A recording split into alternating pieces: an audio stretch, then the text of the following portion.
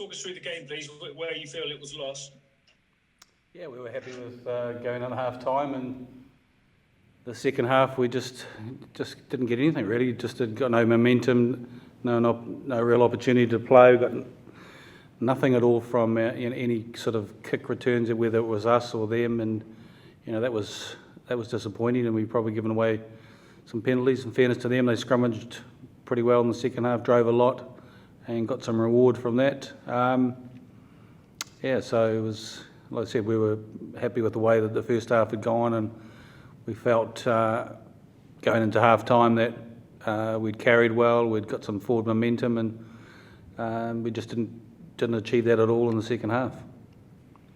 How does this result set up next Saturday's third test?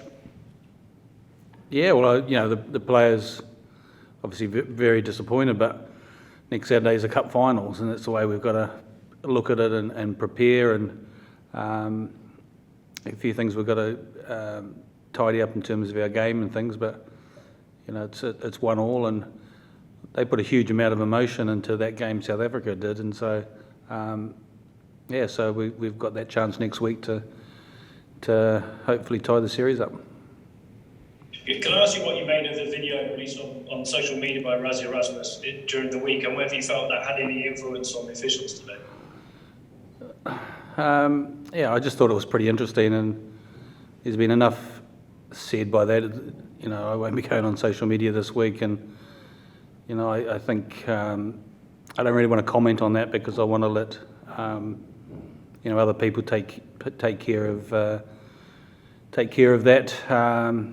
So the last thing that we need is a war of words and things, and being accused of doing certain things. So it's amazing to me how the narrative changed with regard to the TMO. I mean, I didn't make one comment leading up to the game last week on the TMO, and yet I was accused of questioning his integrity. So that's the messages that they were giving out. So we'll just keep things to ourselves and go through the proper channels when we deal with the referee, and talk to the referee after reviewing the game, and then hopefully get some feedback from him, and us give him some feedback as well. Yeah, thanks, Warren.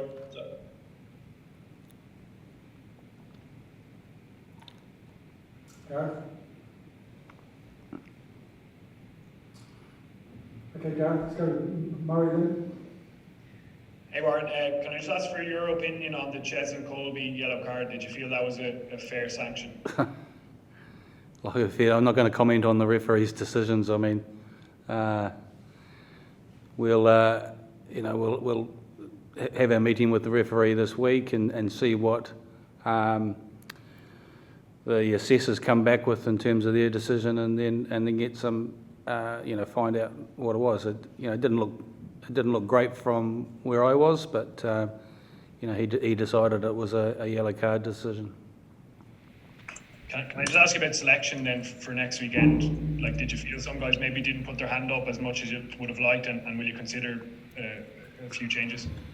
Yeah, that's something it's very early on now. It's only just the game's only just finished, so it's making sure that we do a proper review of the game and look at individuals. Do we need to make some changes? Like I said, I was happy with that first half performance and thought we were getting some reward out of that, and we just didn't get any bounce of the ball, didn't get anything in that second half, and to be able to create some momentum, it was the game was very, very slow in terms of how often the clock was stopped and how slow it was, and they did a good job managing that by slowing the game down, and which was frustrating for us because it was difficult to get that sort of rhythm in the second half because of how much it was stop-start.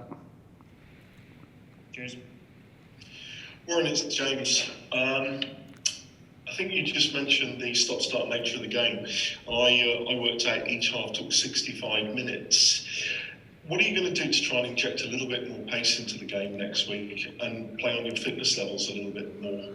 Yeah, the referee was continually talking to them about trying to speed the game up and keep it moving. He was trying to stop the clock. So yeah, that's something that we'll probably look at raising next week in terms of how we get some more tempo in the game, and that every stoppage isn't an injury stoppage, which we seem to have, particularly in that second half. So yeah, it's difficult to change that, and you've just got to hopefully, the captain working with the referee, and he was talking to Ben Ellenwyn in terms of trying to speed the game up and keep it moving. But it was very, very stop-start. And one last one for me, the underfoot conditions seemed very, very difficult at times, but nevertheless, I think there was only one carry from the Lions of over 10 metres. Is that something, again, you're going to be focusing on next week, is getting some more carry?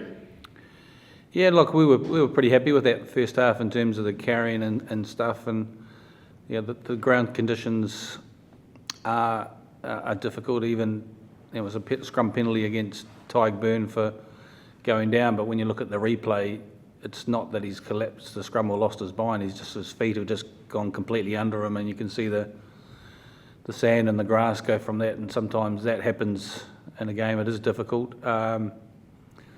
The way they defend and come up and rush up is quite tough. There were a couple of opportunities where we probably should have put the ball through the hands and looked to exploit that, but and we'd shortened them up on a few occasions.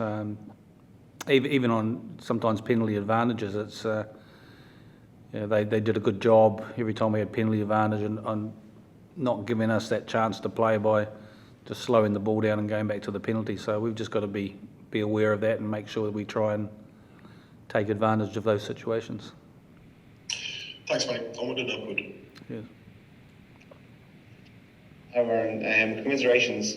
There's a perception out there already, and it's probably going to grow, that what Raze Erasmus did this week worked, and it's one of the reasons they won the game. Do you think there's a dangerous precedent that was set over the course of the last week, and that we could end up in a kind of a lawless kind of area where coaches are coming out doing their own videos, putting pressure on match officials, and that the game could go to a pretty dangerous and interesting place? Yeah, I hope that doesn't happen. I mean, we've got systems and processes in place, and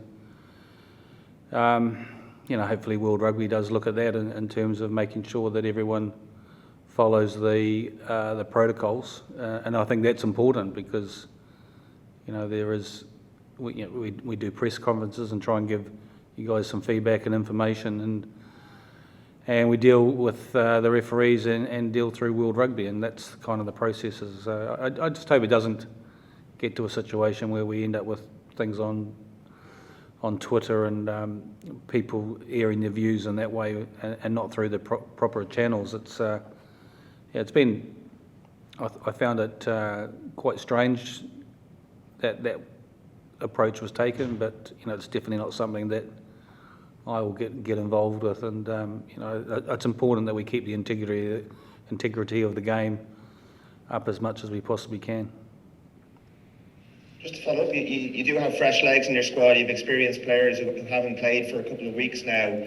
How are those players, in the bubble? How have they trained? And is there potential that some of those guys might come in and make an impact, having not had any involvement in the Test series today? Yeah, look, I said selection has been really, really tough, and there's a lot of players in the squad that it was a toss of a coin in terms of who we selected and who we didn't, and that's credit to the players and the whole squad have worked really hard, and the non-23 did a great job this week in terms of helping the players prepare, and we'll spend the next couple of days, like I said, reviewing the game and then looking at what we think is the best 23 to put out, and whether that's some fresh faces that haven't been involved in the first two games. We have got lots of options in terms of bringing guys in to give us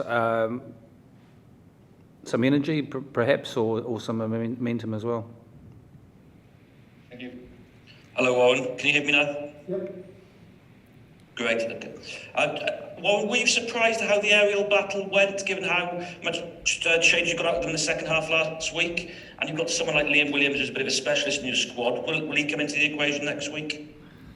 Yeah, like I said, sometimes those games go like that. We got nothing out of today, and we did get a lot out of last week in terms of that aerial stuff. And we knew a lot of that was coming, and we worked on it during the week. So sometimes that just happens, and obviously Liam was disappointed, and he's one of those players that will come into contention as will others as well. Or do we put that same team out and give them a chance to redeem themselves? So I mean, those are the conversations we'll have over the next couple of days.